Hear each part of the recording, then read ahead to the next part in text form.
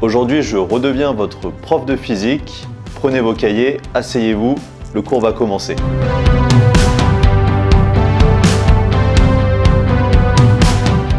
Aujourd'hui, on va parler des unités mathématiques qu'on utilise en électricité. Donc si jamais il y a des choses que vous ne comprenez pas, n'hésitez pas à mettre pause pour y revenir plusieurs fois.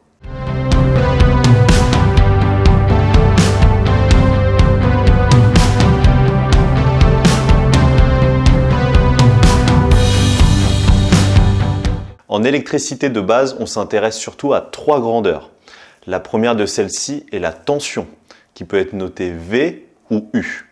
Cette tension peut être continue, comme ce qu'on peut avoir dans les batteries, ou elle peut être alternative, comme ce qu'on a dans nos prises à la maison. En tension continue, on travaillera principalement en 12, 24 ou 48 volts. Tandis que sur la tension alternative, on travaillera surtout en 230 volts en France. La deuxième grandeur est le courant, qui est exprimé en ampères. Donc souvent, cette grandeur est notée avec un I. Et en fait, cette grandeur correspond au nombre de charges électriques qui parcourent un matériau. À partir de ces deux grandeurs, on peut exprimer une troisième grandeur qui s'appelle la puissance. Donc la formule pour retrouver la puissance est la suivante. On multiplie la tension en volts par le courant en ampères. La plupart du temps, la puissance est exprimée en watts. Donc je vais vous faire un petit exemple pour comprendre le principe. Donc imaginons une lampe qui est alimentée par une tension de 12 volts et qui consomme 1 ampère. Sa puissance va être de 12 multiplié par 1 égale 12 watts. Si vous avez compris ces trois principes, vous avez au moins la moyenne.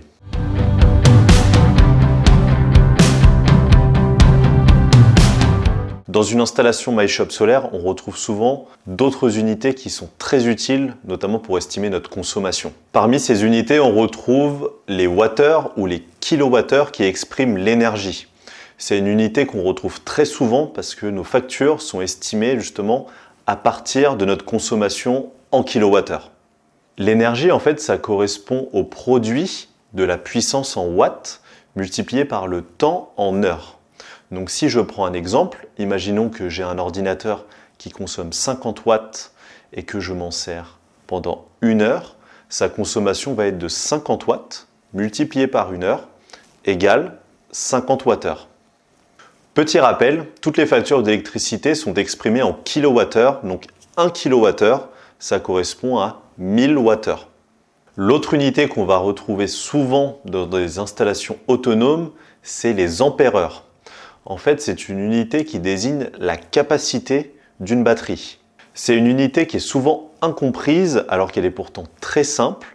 La capacité en ampères-heure, ça correspond à un courant en ampères multiplié par un temps en heures.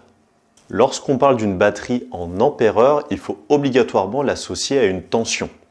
Par exemple, on parlera de batterie 100 ampères-heure en 12 volts, ou bien parfois de batterie 150 ampères-heure en 24 volts. Petite astuce, pour connaître le stockage en wattheures d'une batterie, il suffit de multiplier son nombre d'ampères-heure par ses volts. Donc par exemple, dans notre cas de la batterie 100 ampères-heure en 12 volts, on va faire 100 ampères-heure multiplié par 12 volts et on va tomber sur 1200 wattheures. C'est le stockage total de la batterie. Si je reprends un même exemple mais avec une batterie de 100 ampères-heure en 24 volts, donc si je reprends ma formule, je multiplie 100 ampères-heure par 24 volts et je tombe sur 2400 wattheures, le double en stockage de la batterie précédente. Bon, j'espère que je ne vous ai pas trop perdu à la fin. L'idée à retenir, c'est qu'une batterie en ampères-heure s'associe forcément à une tension en volts, sinon ça ne veut rien dire.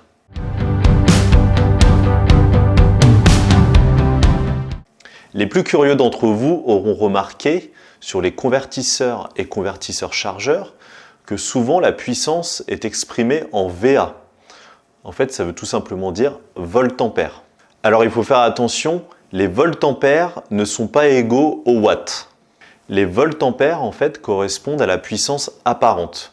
Pour faire court, c'est la puissance mais sans compter les pertes. Alors que les watts, eux, correspondent à la puissance réelle, c'est-à-dire à la puissance avec les pertes comprises. La formule pour passer des watts en volt-ampères est la suivante. Donc la puissance réelle en watts est égale à la puissance apparente en volt-ampères multipliée par cos phi. Cos phi étant le facteur de puissance. En général, la plupart des fabricants vont considérer la valeur cos phi comme étant égale à 0,8.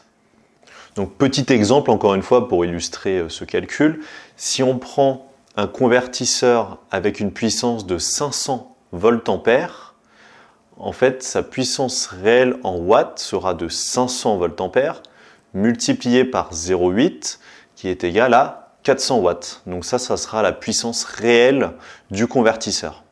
Donc typiquement, cette valeur est susceptible de changer en fonction de la température et de la qualité du produit que vous allez utiliser. Sinon, le plus simple reste de lire la fiche technique de votre convertisseur pour avoir la valeur de la puissance réelle en watts qui est donnée par le fabricant. Une autre unité qu'on retrouve cette fois-ci sur les panneaux solaires, c'est les watts-crêtes, qui sont en général notés par W et un C minuscule. Donc ça correspond à la puissance maximale que peut fournir un panneau dans des conditions idéales. Donc c'est une unité qui permet de comparer tous les panneaux solaires des différentes marques et différents fabricants entre eux. Ces conditions idéales d'ensoleillement sont appelées les conditions STC, qui veulent dire Standard Test Condition. Donc en fait, c'est simplement les conditions qui sont reproduites en laboratoire pour que le panneau puisse produire à puissance maximale. Bon, vous pouvez poser les stylos, c'est tout pour moi pour aujourd'hui. J'espère que je ne vous ai pas donné mal à la tête. Ici, évidemment, j'ai essayé de vulgariser le plus possible des concepts mathématiques qui sont compliqués. Donc, vous n'allez pas forcément comprendre toute l'électricité avec cette vidéo. Par contre, vous allez être capable au moins de parler la même langue qu'un électricien ou votre conseiller MyShop quand vous l'aurez au téléphone.